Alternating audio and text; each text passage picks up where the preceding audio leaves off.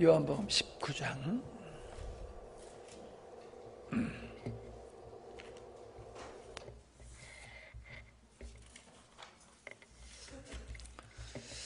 요한복음 19장 1절부터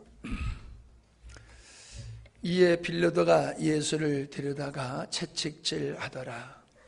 군인들이 가시나무로 관을 엮고 그의 머리에 씌우고 자색옷을 입히고 앞에 가서 이르되 유대인의 왕이여 평안할지어다 하며 손으로 때리더라. 빌라도가 다시 밖에 나가 말하되 보라, 이 사람을 데리고 너희에게 나오나니 이는 내가 그에게서 아무 죄도 찾지 못한 것을 너희로 알게 하려 함이로라 하더라. 이에 예수께서 가시관을 쓰고 자색옷을 입고 나오시니 빌라도가 그들에게 말하되 보라, 이 사람이로다 하매 대제사장들과 아랫 사람들이 예수를 보고 소리질러 이르되 십자가에 못 박으소서, 십자가에 못 박으소서 하는지라. 빌라도가 이르되 너희가 친히 데려다가 십자가에 못 박으라. 나는 그에게서 죄를 찾지 못하였노라. 유대인들이 대답하되 우리에게 법이 있으니 이 법대로 하면 그가 당연히 죽을 것은 그가 자기를 하나님의 아들이라 함이니이다. 빌라도가 이 말을 듣고 더욱 두려워하여 다시 관정에 들어가서 예수께 말하되 너는 어디로 붙었냐 하되 예수께서 대답하여 주지 아니하시는지라. 빌라도가 이르되 내게 말하지 아니하냐, 내가 너를 놓을 고난도 있고 십자가에 못 박을 고난도 있는 줄 알지 못하느냐. 예수께서 대답하시되 위에서 주지 아니하셨더라면 나를 해할 고난이 없으리니 그러므로 나를 네게 넘겨준 자의 죄는 더 크다 하시니라. 이러므로 빌라도가 예수를 놓으려 함으로써 힘썼으나 유대인들이 소리질러 이르되 이 사람을 놓으면 가이사의 충신이 아니니이다. 무릇 자기를 왕이라 하는 자는 가이사를 반역하는 것이니이다. 빌라도가 이 말을 듣고 예수를 끌고 나가서 돌을 깐들 히브리 말로 가바다에 있는 재판석에 앉아있더라. 이날은 이날은 유월절의 준비일이요 때는 제6시라. 빌라도가 유대인들에게 이르되 보라, 너희 왕이로다. 그들이 소리 지르되 없이하소서, 없이하소서, 그를 십자가에 못 박게 하소서. 빌라도가 이르되 내가 너희 왕을 십자가에 못 박으랴. 대제사장들이 대답하되 가이사 외에는 우리에게 왕이 없나이다 하니 이에 예수를 십자가에 못 박도록 그들을 넘겨주니라. 아멘. 말씀, 지난 시간에 이어서 말씀을 나눠야 되겠다 하는 생각이 듭니다. 군중들이 예수님을 놓아달라고 하지 아니하고 바나바를 놓아달라고 했다는 말씀이 지난 시간에 끝에 다루었던 말씀입니다. 예수님을 그렇게 따랐던 그 무리들이 이제는 예수님을 헌신자같이 버리고 바나바라고 하는 그러한 살인자를 선택하고 그를 살려달라고 간청하는 이 사람들의 내면에 어떤 생각을 가지고 어떤 마음을 가지고 이러한 요구를 하느냐 하는 것을 지난 시간에 나누었지요. 그들은 예수님을 따랐던 모습은 참 영적인 하나님의 아들이요, 오늘 말씀으로 하면 유대인의 왕이신 예수님을 알고 나의 왕으로 받아들이고 그 왕 대신 주님을 쫓았던 것이 아니라는 거지요. 그들은 예수님을 메시아로는 생각했지만은 그들이 생각하는 메시아가 아니었다는 겁니다. 그들이 원했던 메시아는 정치적이고 군사적이고 경제적인 그러한 메시아를 원했다는 거지요. 오늘도 마찬가지예요. 오늘도 교회 안에서 보면은 예수 그리스도는 우리의 구세주라고 말을 합니다. 근데 표면적으로는 예수님은 우리 죄에서 우리를 구원하신 분이라고 고백을 하지만은 여전히 사람들은 그 죄 가운데서 그 죄를 추구하고 있다라고 하는 것을 보게 되어집니다. 예수님이 우리 죄 때문에 죽으셨다라고 하는 그 죄, 예수님을 십자가에 달리도록 넘겨준 그 죄가 뭐냐 하는 건 우리는 잘 알고 있잖아요. 오늘 말씀과 그대로 연결되어 있는 것을 보게 됩니다. 참 재밌어요. 이 무리들은 예수님을 왕으로 인정하지를 않는 거예요. 유대인의 왕이냐? 맞다. 나는 유대인의 왕이다 라고 예수님이 말씀하셨습니다. 그렇기 때문에 그의 백성된 유대인들은 예수님을 당연히 왕으로 인정하고 그분을 경배하고 높여야 되는 게 마땅하거든요. 그러나 그들은 예수님을 왕으로 인정하지 아니하고 예수님을 십자가에 못 박으라고 아주 그냥 극렬히 폭도들과 같이 극렬하게 예수님을 십자가에 못 박으라고 외치는 모습을 보게 됩니다. 그들이 누굽니까? 한때는 예수님과 아주 친밀하게 지냈던 사람들도 그 중에 있었을 것입니다. 그 중에는 예수님께서 행하시는 기사와 표적을 보았고 예수님이 오병이어의 역사를 이루실 때에 그것을 먹었던 사람도 있었을 것이고 그들의 친척 중에는 예수님으로 말미암아 귀신 쫓겨남을 당한 사람도 있었을 것이고 병든 자가 고침을 받은 자도 있었을 것이고 아마도 나사로의 친척도 있지 않았을까. 우리도 이렇게 살다 보면요 한치 건너 보면 다 아는 사람이에요. 그냥 지나가는 사람, 우리가 모르는 사람 같지만요 우리가 카톡을 하고 페이스북을 하고 그렇게 한번 보세요. 그러면 자꾸 뜨는 인물이 있잖아요. 보면 전혀 누군지 모르는 사람이에요. 근데 들어가 보면 내 친구가 그의 친구가 되어 있더라고요. 참 사람이 많지만은 그렇게 전혀 상관없는 사람들이 아니더라는 거예요. 이모저모로 모든 사람들은 서로 가까운 그런 사이임에도 불구하고 직접적이지 않다 보니까는 그냥 먼 사람과 같이 느껴지는 것 뿐이지요. 그러니까 예수님을 십자가에 못 박으라고 했던 이 무리들은 조금 전에는 호산나 찬송하리로다라고 하면서 예수님의 예루살렘의 입성을 그렇게 열렬히 환영했던 그 사람들이 이제는 철저하게 예수님을 배척하는 무리들로 서 있다. 여러분 이거를 우리 간단히 생각해서는 안 됩니다. 왜 이 사람들이 그렇게 하나님의 예수님의 은혜를 입고도 어떻게 이렇게 바뀌어질 수 있느냐라고 하는 걸 우리가 깊이 생각해야 됩니다. 은혜를 못 받은 사람이 아니에요. 예수님이 하나님 되심을 보여주신 기사와 표적을 경험하지 못한 사람들이 아니에요. 그런데 어떻게 이렇게 예수님을 배척할 수가 있냐는 거예요. 딱 한 가지입니다. 그들이 예수님께 원하는 메시아라고 고백하면서 그 메시아에게 원하는 것이 주님이 자기들에게 주시고자 하는 그것을 원하는 것이 아니라 내가 원하는 것을 예수님께, 메시아에게, 하나님께 얻으려고 하는 거예요.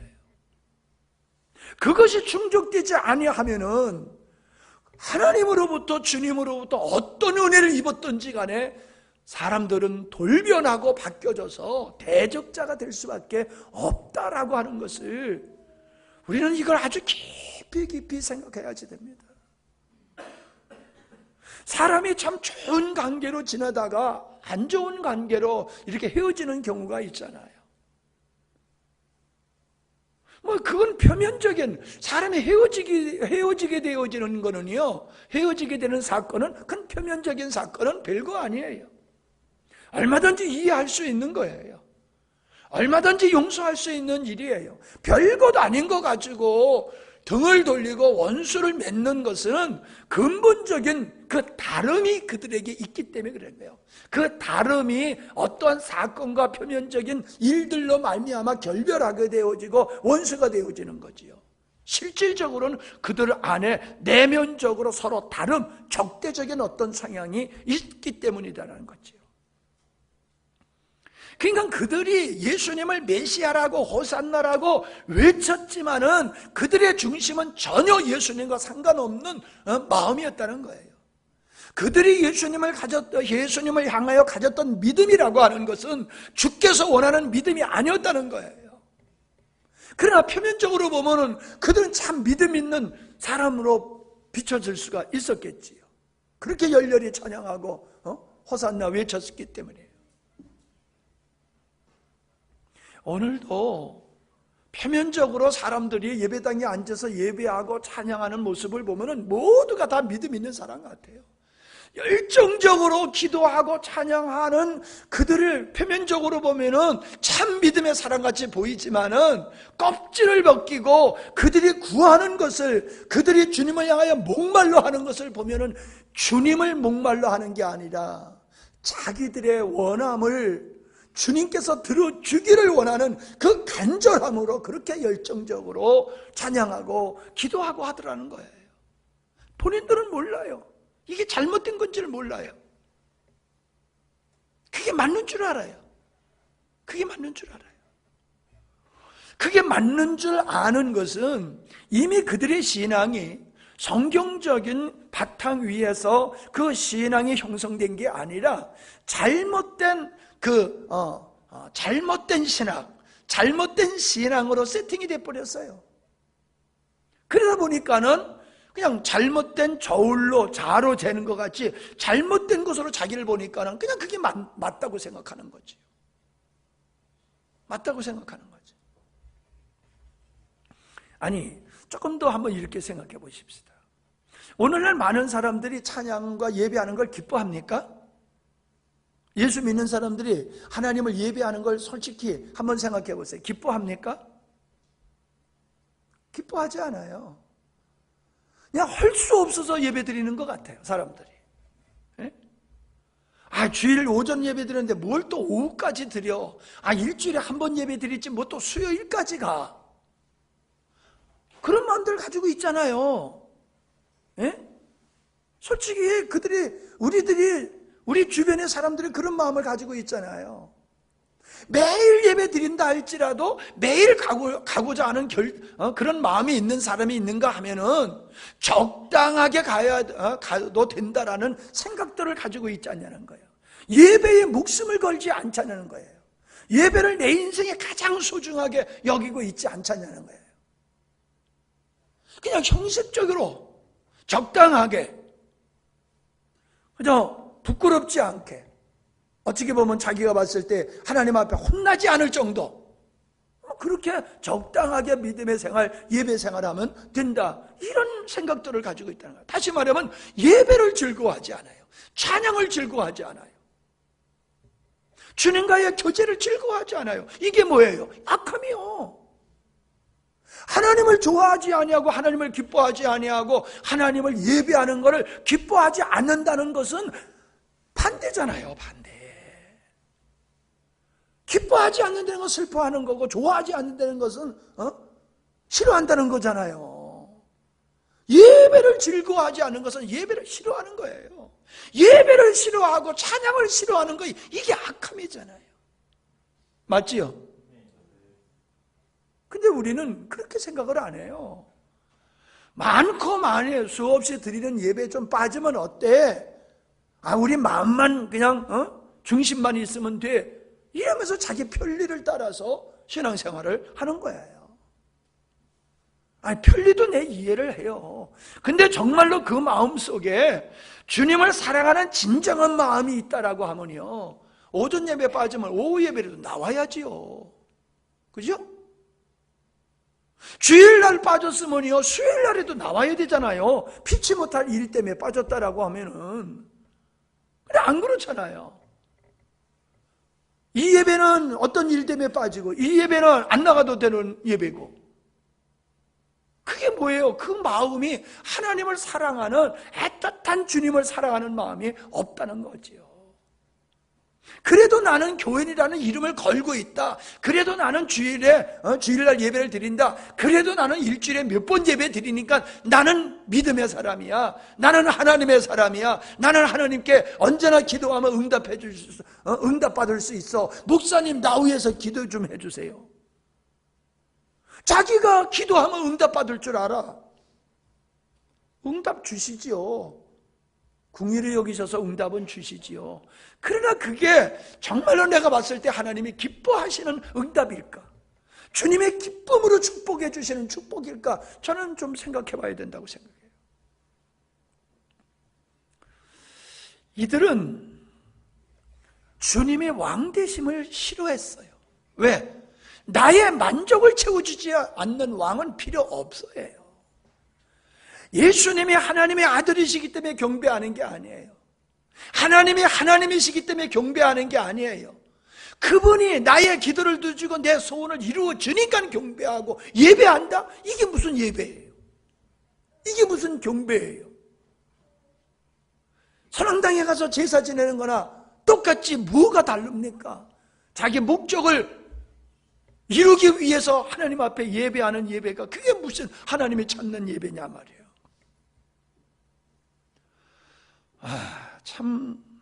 너무 힘들어요. 이런 걸 생각을 하면요.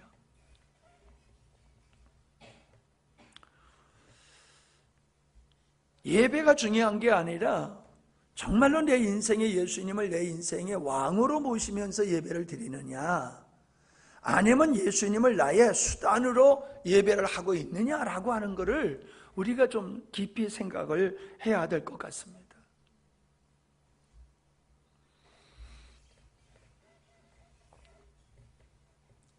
우리는 이 빌라도가 예수님을 불의하게 재판을 하는 것을 보게 되지요.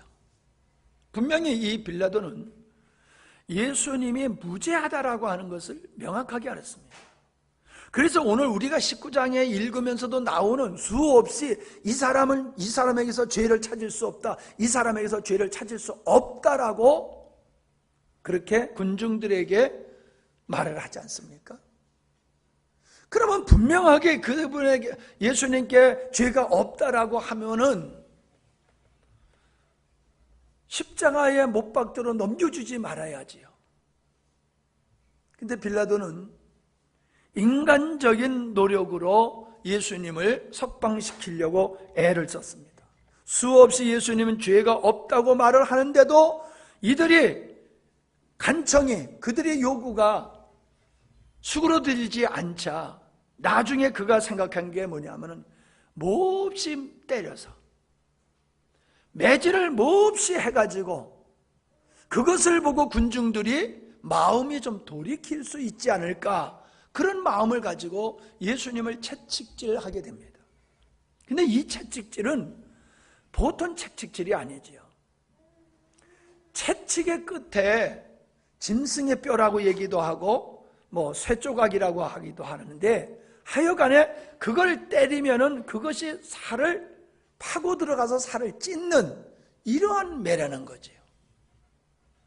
그런 매를 가지고 한 사람이 때리다가 지치면은 다른 사람이 또 그 매를 들고 또 때리는 이런 매라고 그래요. 그러니까 사람이 생각해 보세요.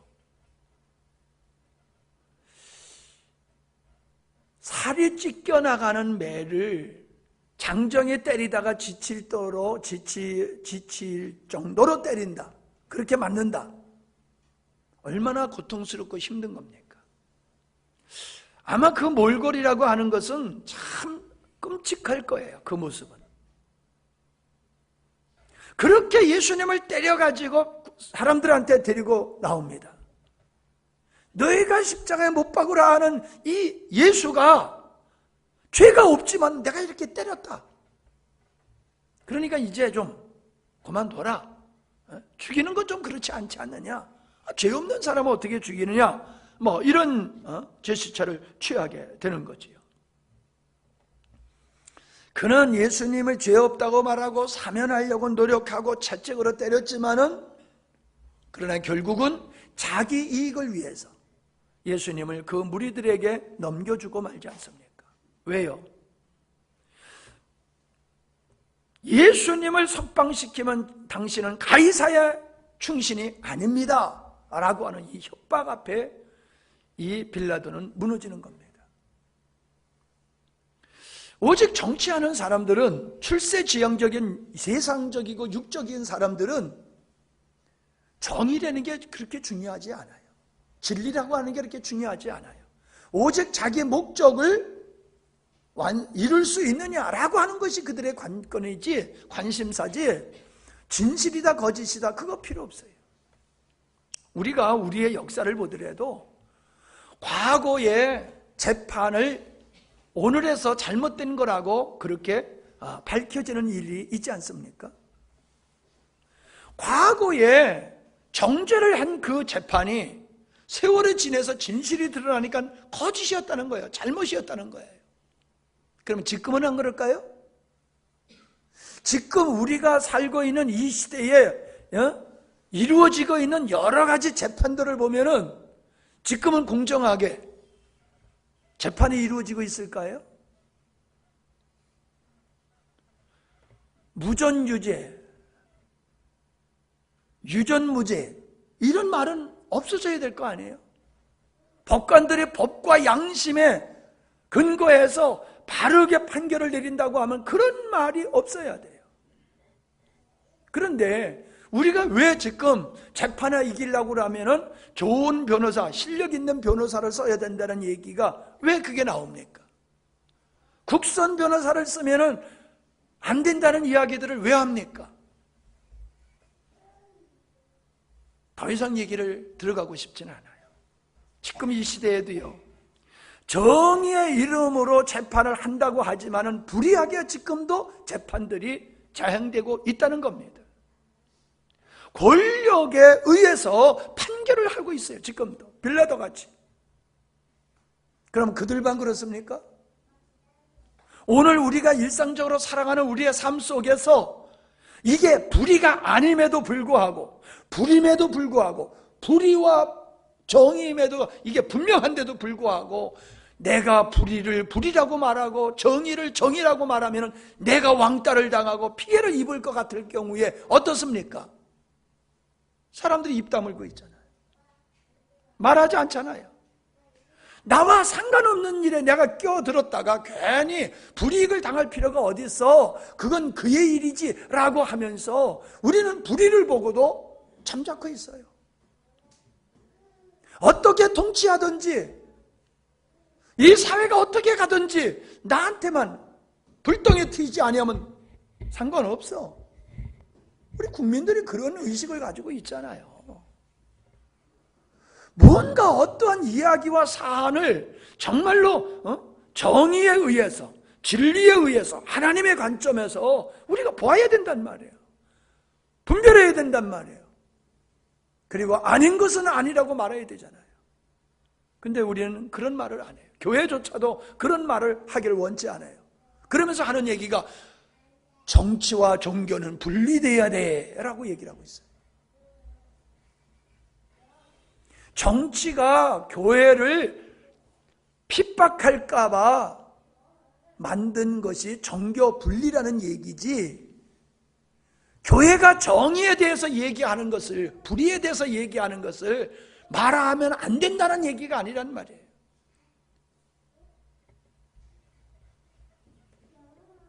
우리는 빌라도가 예수님을 죽인 자라고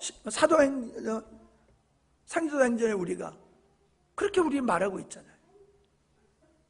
예수님이 빌라도에 의해서 죽었다. 빌라도에 의해서 죽었다. 아니 실제로는 빌라도가 죽인 게 아니잖아요. 그래 결국은 빌라도의 손에 의해서 예수님이 죽으셨잖아요. 왜 그가 예수를 죽인 모든 무리의 대표자로 그가 예수를 죽인 자라고 일컬어져야 되느냐라고 하는 걸 우리가 생각해 봐야 돼요. 그런데요, 예수님이 그렇게 채찍에 맞아 죽으실 것을, 맞으실 것을 이사야서 53장 5절에서 얘기하고 있잖아요. 그의 찔림은 우리의 죄와 허물을 위함이다. 그가 왜 매를 만지셨느냐? 우리의 나음을 위해서 그분이 맞으셨다. 이사야 선지자를 통해서 예수님이 빌라도에 의해서 매를 맞으실 것을 예언됐는데, 빌라도는 예수님을 석방하기 위한 궁여주책으로 한 일이지만, 그 궁여주책으로 한 일이 예언된 하나님의 말씀을 성취하게 되어지는 걸 보게 되죠. 예수님의 자색 옷을 입으셨어요. 분홍색 옷을 입은 거지요. 핏빛의 옷을 입은 거예요. 죄인을 상징하는 거예요. 이사야서 1장 18절에 주홍빛 같은 붉은 죄라고 얘기를 하고 있잖아요.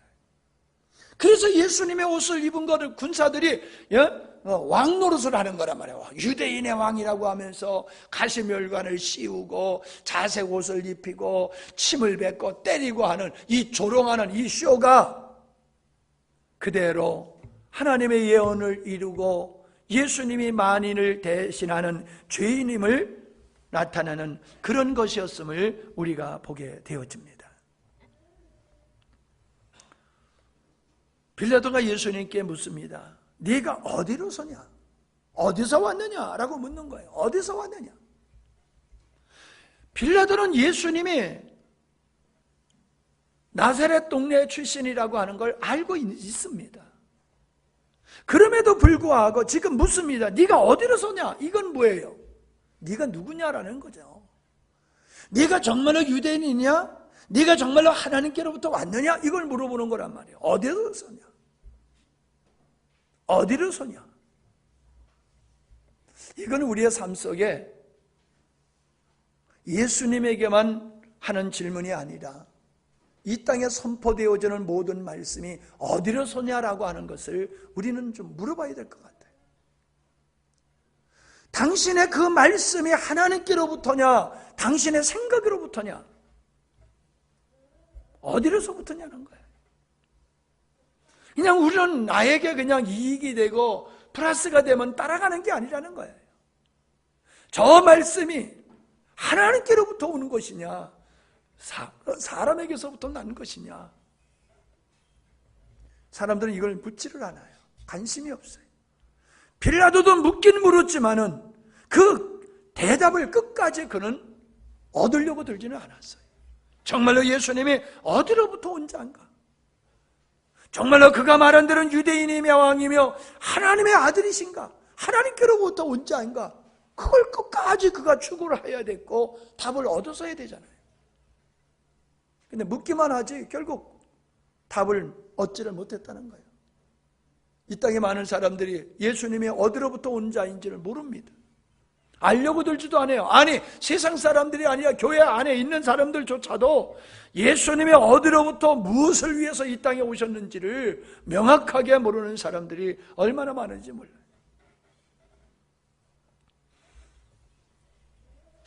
빌라도가 예수님께 내가 너를 놓아줄 권세도 있고 내가 너를 십자가에 못 박을 권세도 있다라고 말하지 않습니까?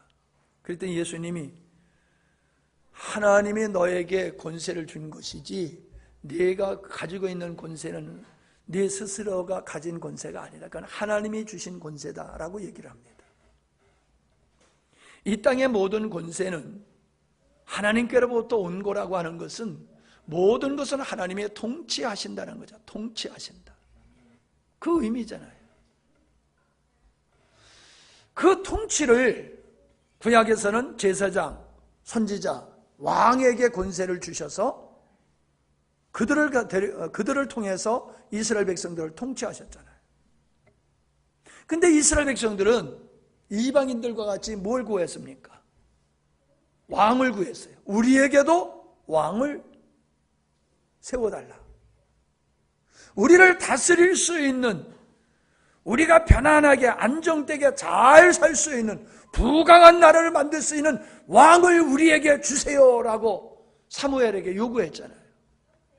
그랬더니 하나님이 뭘 해주셨어요? 그들이 왕을 구하는 것은 그들이 나를 배신하는 거야. 나를 배척하는 거라고 하셨어요. 나를 배척하는 것이 저들이 왕을 구하는 거다. 그게 뭐예요? 하나님을 왕으로 모시고 사는 것을 그들은 싫어하기 때문에 자기들을 위한 왕을 추구하고 있다는 거예요. 이스라엘 백성들이 광야에서 살 때에 하나님은 구름기둥, 불기둥으로 그들을 인도하셨지요. 그래서 구름기둥, 불기둥이 움직이면 따라서 천막을 걷어가지고 따라가고, 불기둥이 가다가 멈추면 그 밑에서 또 텐트를 치고 거기서 머물다가 그렇게 움직였어요. 한 달 머물면 한 달 머물고, 1년 머물면 1년 머물고, 일주일 머물면 일주일 머물고, 그냥 그 구름기둥, 불기둥이 가는 대로 따라갔어요. 그게 뭘 의미합니까? 유월절을 통하여 하나님의 백성된 백성들의 삶이 어떻게 되어야 되는 삶이냐? 하나님이 인도하시는 대로 사는 삶이다. 하나님이 가는 대로 가고, 하나님이 멈추면 멈추고, 하나님이 하는 대로 순종하며 따는 사람이 이런 거야 라고 하는 걸 불기둥, 구름기둥으로 보여주신 거예요. 그런데 이들이 가나안 땅에 들어와서는 하나님 필요 없어, 구름기둥, 불기둥 필요 없어. 그들은 자기를 위한 왕을 구하는 거예요. 메시아를, 그런 자기들이 원하는 메시아를 원했듯이 이스라엘 백성들은 자기의 안위와 욕망을 채워줄 그런 왕을 구했다는 것은, 그들은 하나님을 거절했다는 거예요. 하나님이 주시고자 하는 걸 거절하고 자기가 원하는 것을 얻기 위해서 왕을 구했다는 거예요. 오늘도 우리가 왕을 얼마나 구합니까? 겉으로 보면 대통령을, 어떤 대통령을 원해요? 경제를 살리는 대통령. 그거 가장 선호하는 게 그거잖아요. 경제, 안보. 그걸 보장해주고 책임져 줄 수 있는 대통령을, 왕을 국민들이 다 원하잖아요. 근데 그것만 구합니까? 우리가 왜 돈을 구하고 권세를 구하고 명예를 구하고 세상에 많은 것들을 왜 구합니까? 그게 왕이요, 그게 왕이요. 돈이 왕이고 권세가 왕이고 명예가 왕이고, 그 왕을 통하여 내가 행복하고 내가 만족하고 내가 멋지게 인생을 살아보겠다라고 그렇게 왕을 구하는 거예요. 그렇게 왕을 구하는 거예요. 주님이 뭐라고 그러십니까? 하나님이 주신 권세가 아니면은 어떤 권세도 없다. 네가 가지고 있는 권세는 하나님이 주신 거다. 그 말은 바꿔 말하면 뭐예요? 내가 너에게 권세 준 거야. 내가 너에게 권세 준 거야. 왜? 당신이 하나님이시잖아요. 어떻게 보면 모순이잖아요. 그에게 권세를 주셔서 그가 자기를 죽이게 해. 이게 모순이잖아요. 근데 이게 하나님의 지혜예요. 하나님의 일하심이에요. 왜? 인간 누가 하나님을 죽일 수 있습니까? 인간이 누가 하나님을 정죄하고 죽일 수가 있어요? 그러니까 하나님께서는 그에게 권세를 주는 거예요. 그리고 그의 권세를 주고 그의 불의한 판결을 통하여 예수님은 죄인이 되셔서 십자가에 못 박혀 죽으심으로 아버지의 뜻을 이루시는 이 역사를 우리가 보게 되어지는 겁니다. 그러니까 우리가 큰 관점에서 보면요, 이 땅의 불의한 권세도 하나님이 쓰시는 도구가 되기도 해요. 의롭게 쓰는, 우리가 생각하는 그런 의가 아니라 하나님의 의를 이루는 도구로서 불의한 사람도 쓰신다니까요.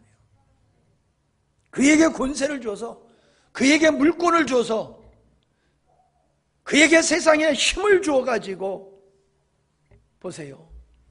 이스라엘 백성들이 사사기 시대에 보면은 하나님을 떠났을 때에 이방 백성들을 갖다가 강성하게 만들어가지고 이스라엘 백성들을 침략하게 만들잖아요. 그들을 가시로, 채찍으로 쓰셨잖아요.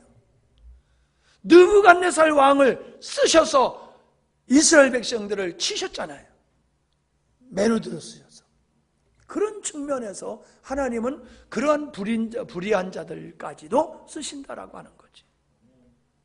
그러므로 오늘 우리들이 말하고 있는 이 나라 이 민족이 겪고 있는 이 문제, 저 북한의 잘못된 정권들이 70년 동안이나 버텨고 왔는데 왜 무너지지 않느냐라고 하는 것을 우리가 생각할 때에 과연 하나님의 은혜와 축복으로 세워진 대한민국과 이 한국교회가 하나님의 은혜 앞에 겸손히 우리가 지금 바르게 살고 있느냐는 거예요. 하나님의 은혜로 자유 대한민국이 건국이 되었고 정말로 잿더미에서 부강한 나라가 된 이 상태에서 이 나라 이민족들이 하나님을 아버지라 부르는 백성들이 그게 하나님의 은혜인 줄 알고 겸손히 감사하며 하나님께 영광 돌리고 정말로 하나님 중심적으로 이민족이 살고 있냐는 거예요. 갈수록 엉뚱한 데로 가고 있잖아요. 갈수록 교회 안에서조차도 동성애가 괜찮다라고 하는 이야기들이 신학교에서 나오고 신학자들의 입에서 나오고 목사들의 입에서 그런 말이 터져나오니 주님이 채찍을 들만 하잖아요. 채찍을 들만 하잖아요. 하나님 빨리 저 북한의 정권이 무너지게 하옵소서라고 기도하는 것도 맞지만은 더 먼저 우리가 기도해야 될 것은 이 민족이 주님 앞에 회개하고 엎드리게 하시옵소서. 한국교회가 복음으로 회복되게 하시옵소서. 한국교회가 진리 위에 세워지게 하시옵소서. 우리가 가슴을 치면서 우리가 회개를 해야 될 것이 먼저예요. 우리도 비슷한 짓을 하면서 김정은이만 어떻게 해달라고 기도하는 거는 앞뒤가 안 맞는 말이지요. 말씀을 마치겠습니다. 제가 지난주, 지지난주 예배에 관한 새로운 말씀을 나눴습니다. 예배란 하나님을 사랑하는 행위로구나. 하나님과 친밀한 사랑의 교제를 나누는 로맨스의 장소가, 로맨스의 시간이 바로 이게 예배 시간이로구나 하는 말씀을 드렸어요. 하나님이 원하시는 예배는 하나님을 정말로 온 마음을 다해 사랑하는 그 마음이다. 그런 마음으로 예배 드릴 때 하나님은 그 예배를 기뻐하시고 영광을 받으시고 그런 자들에게 은혜를 주신다.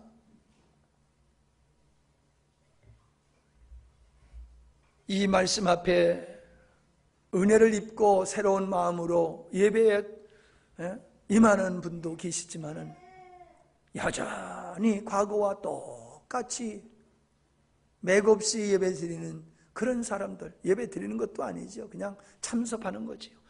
그런 사람들이 여전히 있잖아요. 도대체 귀가 있는지 없는지 모르겠어요. 싫은 소리 하는 거는 어쩌면 그렇게 잘 알아들으면서 당신의 영혼을 살리는 얘기를 하면은 못 알아듣느냐 말이에요. 못 알아듣느냐 말이에요. 예? 너무너무 안타까워요. 여러분 깨달으셨습니까? 그러면 여러분이 주의 사람들을 깨우세요. 주의 사람들을 깨우세요. 특별히 구역장들도 제대로 예배도 안 나오니 이게 구역이 제대로 되려는지 모르겠어.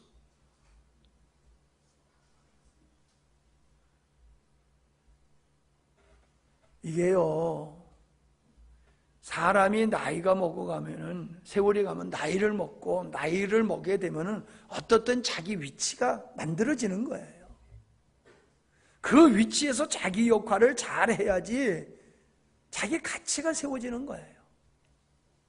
그런데 세월은 지나가고 나이는 먹고 어떤 위치가 있는데 그 역할을 못해, 감당을 안 해. 그러면 본인도 힘들고 주변에 있는 사람도 힘들고 힘든 거예요.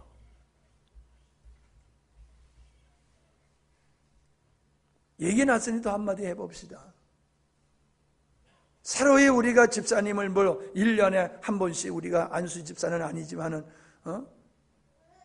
이 서리 집사님들은 1년에 한 차례씩 우리가 임명을 합니다만은 사실 우리가 큰 문제가 없으면은 한 번 임명하면은 그냥 계속 임명하잖아요. 그럼 신앙생활을 오래 했어 벌써. 예수님 믿은 지가 몇 년 지냈어. 그러면 정말 집사가 돼야 되는 거 아니에요? 목사님이 집사를 임명하는데 전혀 마음에 부담이 없고 힘들지 말아야 되잖아요. 당연해. 이분은 당연히 우리 교회 집사님으로 임명해도 문제 없어. 이렇게 돼야지. 이분을 해야 돼, 말아야 돼, 해야 돼, 말아야 돼. 왜 그런 고민을 하게 하냐 말이야. 세월이 지나갔으면 당연히 목사님도 그렇고 성도님도 그렇고 당연히 집사로 임명하는 게 맞다라고 생각해야지. 왜 고민하게 하면 안 되냐 말이야. 왜 고민하게.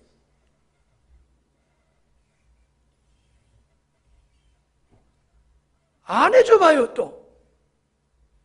예? 안 해줬다고 그러지. 안 그럴 거 아니에요? 집사로 임명했으면 아유 주님 내가 참 부족한 사람인데 나를 집사로 임명하셔서 충성된 종으로 살라고 하셨으니까 잘해야 됩니다. 그 떨림으로 해야 되는데 뭐 세웠는지 말았는지 내가 집사인지 아닌지 그냥 그러면서 지 좋은 대로 막 살아. 그럼 이 사람이 집사이가 안 되겠구나. 그리고 다음에 집사 임명 안 해보세요. 아이고 회개하여 내가 신앙생활 개떡같이 하니까는 맞지 뭐 이렇게 집사 안 세우시는 게 맞지. 그래요? 삐지지 그런 사람은. 예? 누구도 어떻고 어떤데 그 사람은 세우면서 나는 미운 털 뱉겠냐고 왜 나는 안 세우냐고. 그래고도 남아요. 그래서 아주 그냥 어느 교회는요 집사를 하나도 안 세워요. 장로도 안 세우고 집사도 하나도 안 세우는 그런 교회가 있더라고요. 근데 몇천 명 모여요. 서울에 그런 교회가 있어요. 안 세워도 열심히 그 교회 나가서 믿음의 생활하는 사람이 있고 안 세웠다고 삐지고 도망가는 사람도 있고 어떤 게 옳은지 여러분 분별해 보시기 바랍니다. 하나님이 원하시는 예배. 나 오늘 찬양 좀 더 했었으면 참 좋을 텐데. 이가훈 집사님 어쩌면 그 은혜로운 찬양을 한 번만 하고 그냥 그만둬. 예? 그냥 은혜로울 땐 계속해. 목사님 설교 안 해도 괜찮아요. 왜? 찬양의 기름 부음이 있을 때는 찬양만 하고 끝나도 되는 거예요. 뭐 두 곡, 세 곡 거기다가 못 박을 필요 없어요. 특별히 수요일 날은 더더욱 자유롭게 우리가 하면 좋겠어요. 예? 기도가 은혜로우면 그냥 계속 기도하고 기도하다가 우리 통성기도 합시다 하고 그냥 통성기도 하고 오늘 그냥 하나님의 찬양의 기름 부음 주시네요. 오늘은 말씀을 짧게 하나님이 주실 것 같습니다. 그러니 찬양의 기름 부음이 있어요. 오늘 찬양 많이 합시다. 이러면 얼마나 좋겠어요. 준비를 많이 해야 돼요. 찬양 인도하는 사람은 준비를 많이 해야 돼. 이게요 희한해요. 나도 해봐서 알아. 예? 찬양을 할 때는요 지금은 이렇게 하지만 옛날엔 나 혼자 인도했거든요. 나 혼자 연합 집회하고 이렇게 하면은 꼭 내가 찬양 인도를 했는데 기타도 못 치는 내가 찬양 인도를 항상 했어요. 그러면 찬양 인도하기 전에 곡을 기도하면서 여러 곡을 뽑아요. 여러 곡을 뽑아. 지금은 이런 거 다 준비하고 그러지만 그때 나 혼자 하는 거잖아요. 그리고 그 목록을 딱 앞에다 놓고 찬양 인도하다 보면요 어떤 찬양하다 보면 딱 그 다음에 어떤 찬양을 할 것이 이게 떠올라요. 그러면 그거 따라가는 거예요. 찬양 인도하면서 이 찬송 부른 다음에 어떤 찬송한 다음에 또 어떤 찬송. 이게 찬양을 하면서 그 분위기에 의해서 다음 찬양에 어떤 찬양을 하는 게 좋을까가 이게 생각이 나요. 그런데 우리가 얼마나 신령합니까? 눈 감고 있어도 여기 찬송하에 있는 찬송이 다 머리에 짝짝 떠오릅니까? 기도하며 준비했던 걸 쭉 보면 나온다니까요. 그래서 10개를 준비해도 부르는 건 두세 가지만 불러요. 그래도 준비할 때에 선곡했던 곡과 실제로 했을 때에 불려지게는 찬양은 또 달라요. 그건 곡을 많이 선정을 해야 돼요. 그래가지고 하면은 정말 찬양에 은혜가 있어요. 내가 이렇게 지금 이제 맛이 가지만은 그래도 가서 보세요. 나이 드신 분들 보고 하면 영광스러운 게 목사님 아니냐고 하면 다 안다고 그래요. 그 찬양 아주 그냥 은혜롭게 그냥 찬양 인도하셨던 목사님이라고 다들 알아. 내가 그런 사람이야.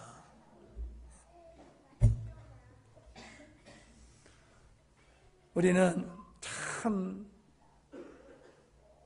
주님 사랑하는 마음으로, 주님 기쁜 마음으로, 행복한 마음으로 하나님 앞에 찬양하며 예배합시다. 그 예배가 하늘의 은혜를 입는 그 통로가 되는 거예요. 그런 예배를 각자가 만들어가는 거예요. 어떤 사람 그래요.